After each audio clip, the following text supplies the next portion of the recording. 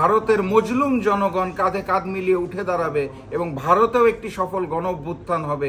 আইন শৃঙ্খলা পরিস্থিতির চেয়েও বড় কথা, যারা নির্বাচন আয়োজন করবে প্রশাসন, সেখানে ভারতীয় এবং আওয়ামী জনগণ বসে আছে, তারা প্রশাসন পরিচালনা করছে। সচিবালয় থেকে শুরু করে পুলিশ সহ যা প্রশাসন আছে, যারা ভোট কেন্দ্রের দায়িত্বে থাকবে, তারাই তো ভারতীয় এবং আওয়ামী। এই পরিবর্তন ছাড়া, এই সংস্কার ছাড়া গ্রহণযোগ্যমূলক সুষ্ঠু নির্বাচন, জাতীয় নির্বাচন ফেব্রুয়ারিতে আয়োজন হবে, এটা আর কেউ বিশ্বাস করুক বা না করুক, আমি অন্তত বিশ্বাস করি না।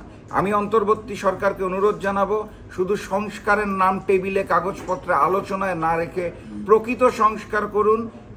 ভারতীয় এবং আওয়ামী যারা প্রশাসনে রয়েছে তাদের পরিবর্তন করুন, যাতে আমরা একটি অবাধ, সুষ্ঠু, নিরপেক্ষ, গ্রহণযোগ্যমূলক, উৎসব মুখর জাতীয় নির্বাচন পাই এবং ভারতীয় প্রভাবমুক্ত জাতীয় নির্বাচন পাই। দক্ষিণ এশিয়ার রাজনীতি যদি আপনি দেখেন, তাহলে দুর্নীতির বিরুদ্ধে এবং ফ্যাসিজমের বিরুদ্ধে একে একে সবাই ফুঁসে উঠছে।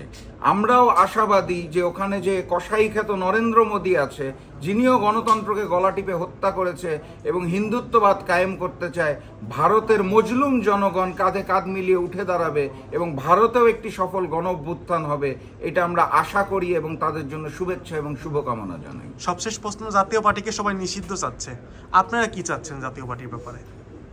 শেখ হাসিনা পতনের পর আমরা সর্বপ্রথম যেটা বলেছিলাম, আওয়ামী লীগ, জাতীয় পার্টি এবং 14 দলকে চিরতরে নিষিদ্ধ করতে হবে।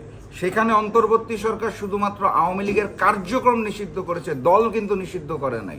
কার্যক্রম নিষিদ্ধাদেশ যদি উইথড্র করে, তাহলে আওয়ামী লীগ রাজনীতি করার আবারও অধিকার পাবে। আমি স্পষ্ট ভাষায় বলতে চাই, আওয়ামী লীগ, জাতীয় পার্টি এবং 14 দলকে চিরতরে নিষিদ্ধ করতে হবে। সন্ত্রাসী সংগঠন হিসাবে, গণহত্যাকারী দোসর হিসাবে তাদের বাংলাদেশের মাটিতে রাজনীতি করার কোনো অধিকার নয়। শুধুমাত্র কার্যক্রম নয়, দল নিষিদ্ধ চাই।